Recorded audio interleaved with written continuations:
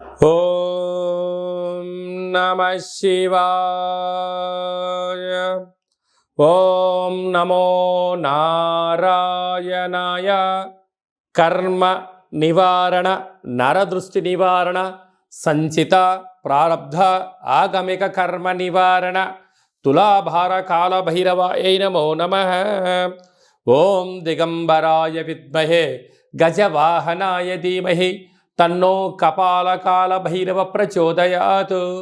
ఓం ఇంద్రాణీ శక్తి దేవ్యై నమోస్తుతే. హరి ఓం. మా ఛానల్కి స్వాగతం. చూస్తున్న వీక్షకులకు, ప్రేక్షకులకు, ప్రియ కాళ భైరవ భగవద్బంధులకి స్వాగతం పలుకుతూ, మమ్మల్ని ఎంతగానో ఆదరిస్తూ ఉండబడినటువంటి ప్రియ సోదర సోదరీమణులకు అందరిపైనను, సనాతన ధర్మ సంరక్షకులకు, జ్యోతిష్య అభిమానులకు అందరికీ కూడా స్వాగతం పలుకుతూ, ఆదివారం అమావాస్య పుష్యమి నక్షత్ర సందర్భంగా అందరికీ నిండు నూరేళ్ల ఆయురారోగ్యాలను ప్రసాదించాలని శ్రీ కాళీ సమేత కాళభైరవ స్వామిని వేడుకుందాం. అందులో ఈసారి ఆదివారం అమావాస్య పుష్యమి నక్షత్ర సందర్భంగా రవి పుష్యార్క యోగం అందరికీ కలగాలని, అందరికీ మనతో రాబోయేటువంటి భవిష్యత్తులో ఉండబడినటువంటి 7 తరాల వారికి అద్భుత ధన రాజకీయ యోగ సకల ఐశ్వర్యం ఆనందాన్ని ఆ బుధాదిత్య రాజయోగ కారణము, రవిపుషార్క యోగ కారణము, ఆదివారం అమావాస్య కారణం చేత అందరికీ ప్రసాదించాలని కోరుకుందాం. 1/8/2024 నుండి 15/8/2024 వరకు పుట్టినటువంటి వారందరికీ కూడా ముందస్తుగా జన్మదిన శుభాకాంక్షలు. గతంలో వివాహం చేసుకున్న వారికి వివాహ వార్షికోత్సవ శుభాకాంక్షలు. ద్వాదశ రాశుల్లో గ్రహ గమనాన్ని ఒకసారి వీక్షింపచేద్దాం. వృషభ రాశిలో కుజుడు మరియు దేవగురు బృహస్పతి సంచార స్థితి, కర్కాటక రాశిలో రవి సంచార స్థితి, సింహరాశిలో బుధ శుక్ర సంచార స్థితి, కన్యరాశిలో కేతు భగవానుడు సంచార స్థితి, కుంభరాశిలో శని భగవానుడు వక్రగమన సంచార స్థితి, మీనరాశిలో రాహు సంచార స్థితితో ద్వాదశ రాశుల్లో గ్రహ గమనాలు ఈ విధంగా ఉన్నాయి.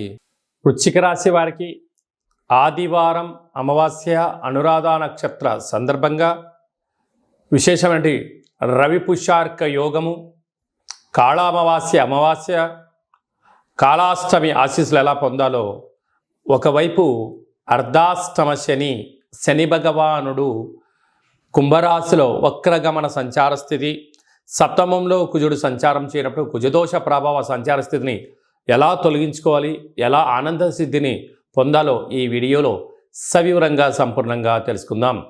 వృశ్చిక రాశిలో ఏ నక్షత్రాలు వస్తాయనగా, విశాఖ నక్షత్రంలోని చివరి పదం 4వ పాదము, అనురాధ నక్షత్రంలో 4 పాదాలు, జ్యేష్ఠ నక్షత్రంలో 4 పాదాలు కలిపితే వృశ్చిక రాశి.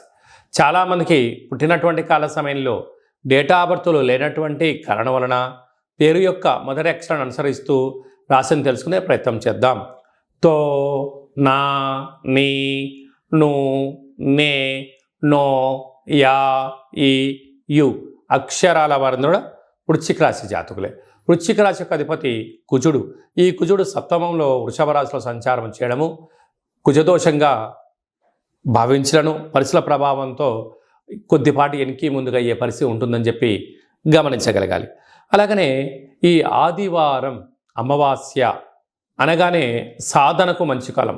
వాళ్ళ పుష్యమీ నక్షత్రంతో కూడుకున్నటువంటి ఆదివారం అవ్వడం వలన తెల్ల జిల్లేడు వృక్షం దగ్గర ప్రదక్షిణ, తెల్ల జిల్లేడు వృక్షం దగ్గర దీపము, ప్రతిరోజు సూర్య నమస్కారము, సూర్య భగవానికి అర్ఘ్యం వదిలిపెట్టడము, కాకులకు కుక్కలకు ఆహారాన్ని పెట్టడము యోగదాయకం అని చెప్పి గమనించాలి. ఆ యొక్క తెల్ల జిల్లేడు వేర్ని ఆ రోజు తీసుకొని వచ్చి బాగా కడిగి సింధూరాన్ని పూసి వినాయకుడి రూపం కనపడేటువంటి విధంగా పూజామందిరంలో పెట్టుకొని తంత్ర తాంత్రిక కాళభైరవ వరసిద్ధి గణపతి స్వామి యొక్క పూజా కార్యక్రమం ఆచరింపజేసుకొని ఇంట్లో పెట్టుకున్నట్లయితే అద్భుతమైన ఆరోగ్య సిద్ధి, ఆనంద సిద్ధి, ధన కనక వాహన అదృష్ట సిద్ధి, అమృత సిద్ధి అనేక రకాల 16 రకాల శక్తుల యొక్క ఆశీస్సుల వలన ఆనందానికి, ఐశ్వర్యానికి వృశ్చిక రాశి వారి సొంతం అని చెప్పి గమనించాలి. అలాగనే వీరికి పంచమంలో రాహు సంచార స్థితి ఉండడం వలన నూతనంగా వివాహమైనకి సంతాన యోగం, తల్లిదండ్రుల నుంచి ఆస్తులు, పిల్లలకు మంచి అభివృద్ధి కలుగుతుందని చెప్పి గమనించాలి. సప్తమంలో కుజుడు గురు దోషం ఉండడం వలన రుణ రోగ శత్రు సమస్యలు పంచి ఉన్నాయి. మీ యొక్క జన్మ నక్షత్రం రోజున అష్టమి అమావాస్య తిథుల యందున దూర వాయు జల ప్రయాణాలు పెట్టుకోవద్దు. యంత్రాలతో ఆయుధాలతో దయచేసి సెలగాటం ఆడవద్దు. కనుక మీ జన్మ నక్షత్రానికితో కూడుకున్నటువంటి రోజైనటువంటి రోజున కానీ వీలైనంత వరకు బంధువులతో కానీ మిత్రులతో కానీ సన్నిహితులతో కానీ అపహాస్యము పనికిరాదు అని చెప్పి గమనించాలి. స్వయంవృత్తులు, సాఫ్ట్వేర్లు, హార్డ్వేర్లు, వ్యాపారవేత్తలు, భూములు క్రయ విక్రయాలు చేసేటువంటి ఓపిక పట్టుదల ఉంటే అద్భుతమైన విజయం మీ సొంతం అవుతుందని చెప్పి గమనించాలి. ముఖ్యమైనటువంటి పండగల గురించి క్లుప్తంగా సవివరంగా సంపూర్ణంగా తెలుసుకుందాం. 4వ తారీఖు 8వ నెల 2024 సంవత్సరంలో ఆషాఢమాస బహుళపక్ష ఆదివారము అమావాస్య పుష్యమీ నక్షత్ర సందర్భంగా చాలా మహోన్నతమైన పర్వకాలం అని చెప్పి గమనించాలి. ఆదివారం అమావాస్య వస్తేనే అందరికీ పెద్ద పండగ. అందులో పుష్యమీ నక్షత్రంతో కూడుకున్నటువంటి అమావాస్య కావడం వలన మనకు బహిర్ ప్రాంతాలలో వ్యవసాయ క్షేత్రాల్లో తెల్ల జిల్లేడు వృక్ష ఉండడం జరుగుతూ ఉంటుంది.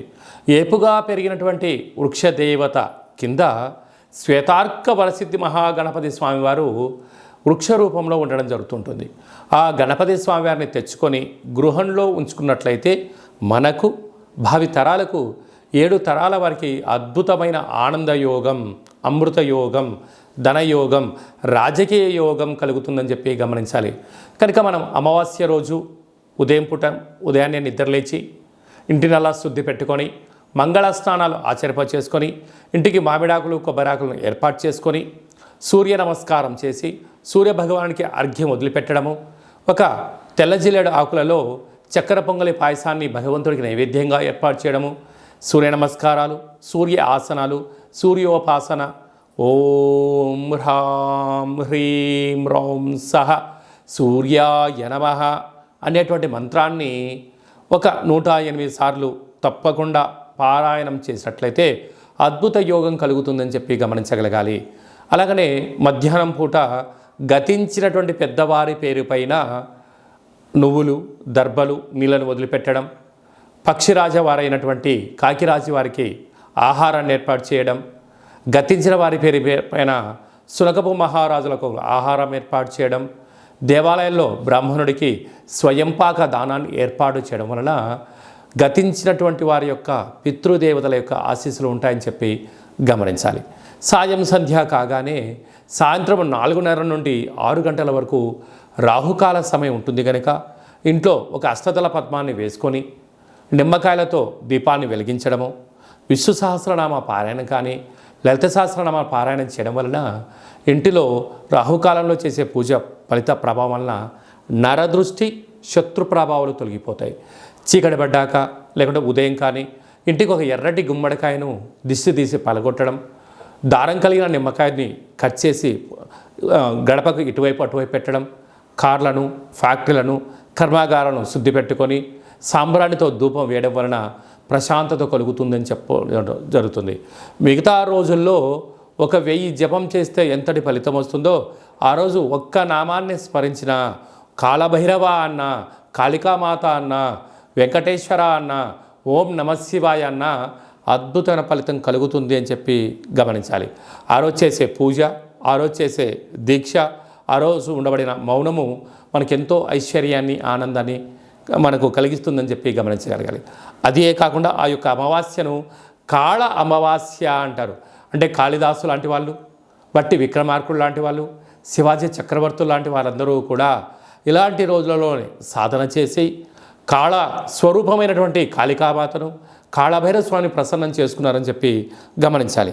అలాగనే మనకు 12వ తారీఖున 13వ తారీఖున శ్రావణమాస శుద్ధాష్టమి సందర్భంగా, కాళ అష్టమి సందర్భంగా కాళభైరవ స్వామి స్మరణ, ధ్యానము యోగదాయకం అని చెప్పి గమనించాలి. మన యొక్క దేవాలయంలో 4 శనివారాలు, 4 మంగళవారాలు, శుద్ధాష్టమి, పూర్ణిమ, బహుళాష్టమి, అమావాస్య సందర్భంగా నిత్యము కాళభైరవ హోమం జరుగుతూ ఉంటుంది. కనుక దేవాలయంలో అర్చన, అభిషేకాదులు, కాళభైరవ స్వామి యొక్క ముడుపు, కాళభైరవ స్వామి వారి యొక్క కూష్మాండ దీపము పెట్టడం జరుగుతుంటుంది.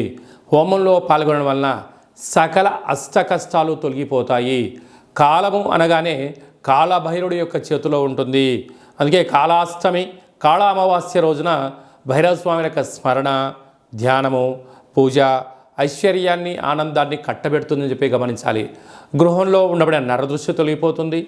వ్యాపారాల్లో ఉండబడినటువంటి ఆటంకాలు తొలగిపోతాయి. విపరీతమైనటువంటి జనాకర్షణ, ధనాకర్షణ కలుగుతుందని చెప్పి గమనించాలి. ఆసక్తి కలిగితే ఇంట్లో చేసుకోండి.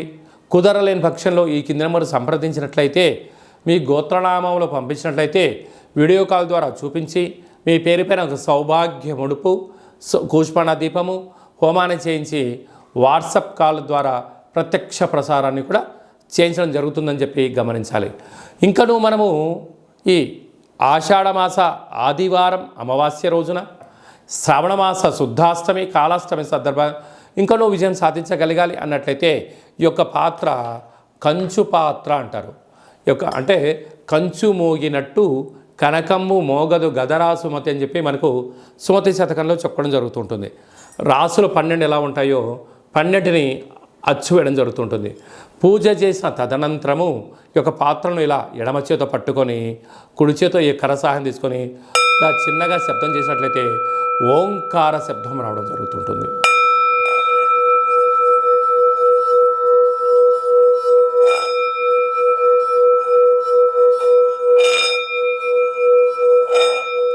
ఈ ఒక ఓంకార శబ్దం ధ్వని వలన మానవుని యొక్క శరీరంలో చక్రాలు వికసింపచేయడం, ఇంట్లో ఉండబడినటువంటి దరిద్ర దేవత బయటికి వెళ్ళడం, గ్రామంలో సంచరించేటువంటి మహాలక్ష్మి దేవత గళ్ళు గళ్ళు అంటూ మన ఇంటికి రావడం, మన ఇంట్లో అమ్మవారు కూర్చోవడం వలన సకల ఐశ్వర్యానికి, సకల ఆనందానికి అపార కుబేర సంపన్నులు అవుతారని చెప్పి గమనించాలి.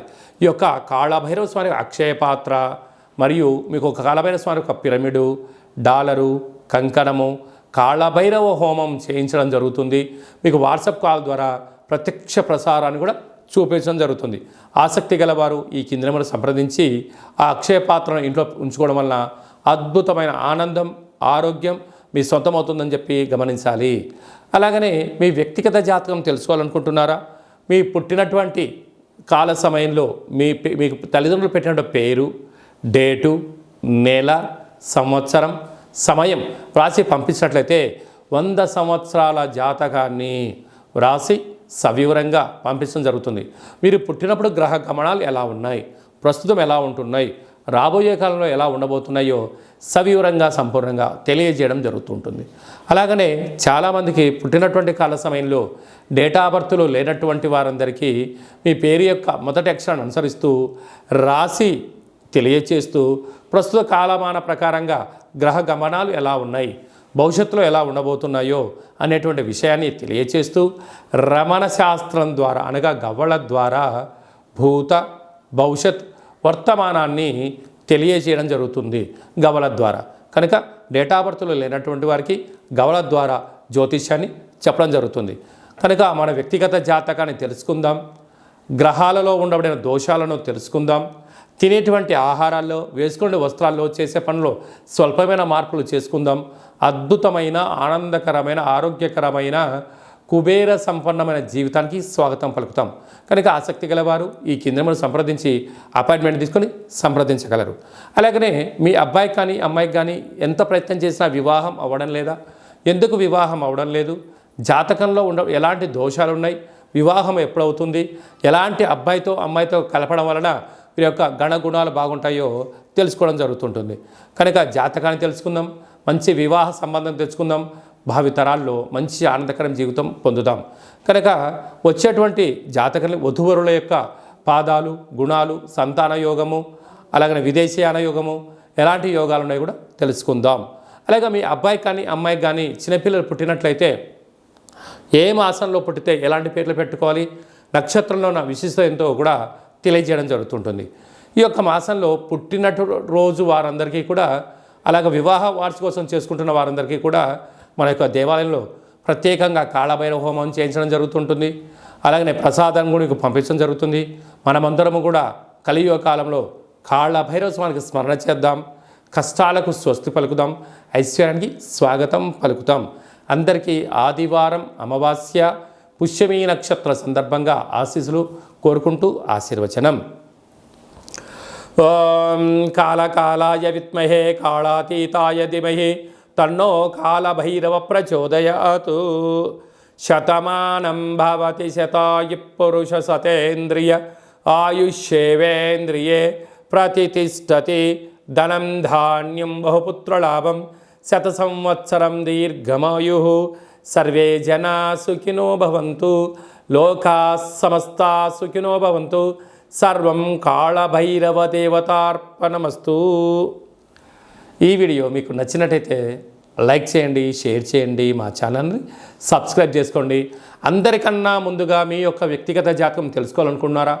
అందరికన్నా అదృష్టాన్ని ఐశ్వర్యాన్ని తెచ్చేటువంటి విషయాలు తెలుసుకోవాలనుకుంటున్నారా అన్నట్లయితే గంట సింబల్ ప్రెస్ చేయండి, ఆల్ అనే బటన్ తెలియచేసి మీరు ఎవరి క్షేమాన్ని కోరుకుంటున్నారో, మీ క్షేమాన్ని ఎవరైతే కోరుకుంటున్నారో ఈ ఆధ్యాత్మికమైన సమాచారాన్ని చేరవేసి భగవంతుడి యొక్క ఆశీస్సులు పొందగలరు.